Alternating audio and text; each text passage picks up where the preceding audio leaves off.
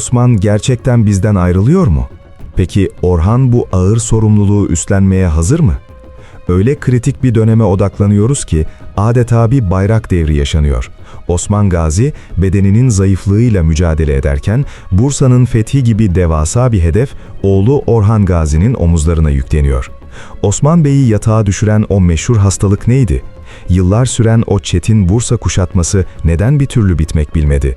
Ve genç Serdar Orhan, babasından aldığı bu ağır mirası nasıl taşıdı? Bugün tüm bu soruların cevabını, o dönemin heyecanını hissederek detaylı bir analizle masaya yatırıyoruz. Gelin önce kurucu beyin Osman Gazi'nin durumuna bakalım. Biliyoruz ki bir devletin temellerini atmak, cephede kılıç sallamaktan çok daha yıpratıcı bir süreçtir. Osman Gazi, ömrünün son yıllarında sadece düşmanlarla değil, kendi bedeniyle de kıyasıya bir savaş veriyordu. Tarihçiler, onun uzun süren ve hareket kabiliyetini büyük ölçüde kısıtlayan, halk arasında damla illeti diye bilinen Gut-Nikris hastalığına yakalandığını belirtiyorlar. Bu hastalık, sürekli at sırtında olan, demirden yoğrulmuş bir savaşçı için tam anlamıyla bir yıkımdı. Koca Bey'in kılıcını eskisi gibi kaldıramayacak hale gelmesi, beyliğin idaresini bizzat yürütmesini neredeyse imkansız hale getirmişti. Bu fiziksel zayıflık, bir askeri deha için duygusal ve idari açıdan ne kadar ağır bir imtihandır, hayal edebiliyor musunuz? Bu durum, liderliği ve askeri komutayı güvendiği bir isme devretme zorunluluğunu da beraberinde getirdi. Osmanlı Beyliği'nin en büyük, en stratejik hedefi neydi? Tabii ki Bursa. Bu şehir sadece bir Bizans kalesi değil, aynı zamanda bölgenin siyasi ve ticari açıdan kalbiydi.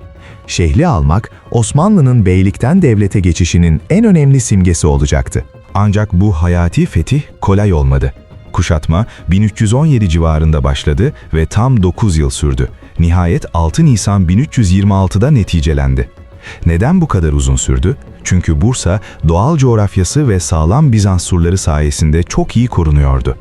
Osman Gazi, doğrudan kanlı bir saldırı yerine şehri abluka altına alarak ekonomik ve lojistik baskıyla yıpratma stratejisini benimsemişti. Ancak hastalığı ilerleyince kuşatmanın başında olsa da artık sonuna bizzat katılamayacağı anlaşıldı. İşte bu noktada tarih sahnesi bir sonraki büyük isme yer açtı.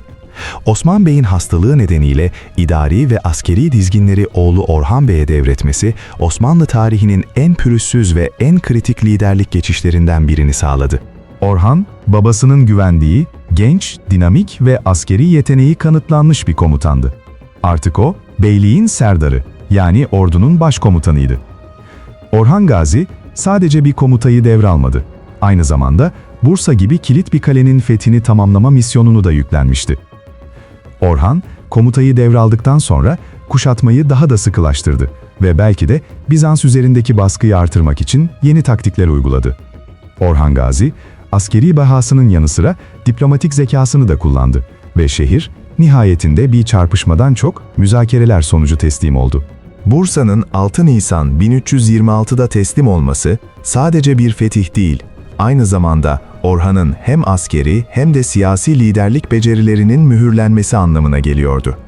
Bu zafer, bir beyliği hızla bölgesel bir güce dönüştürmenin ilk büyük adımıydı. Orhan Bey, babasının kurduğu devleti yepyeni bir enerjiyle ve taze bir vizyonla ileriye taşımayı başardı. Peki, Bursa'nın düşüşü sırasında Osman Gazi neredeydi?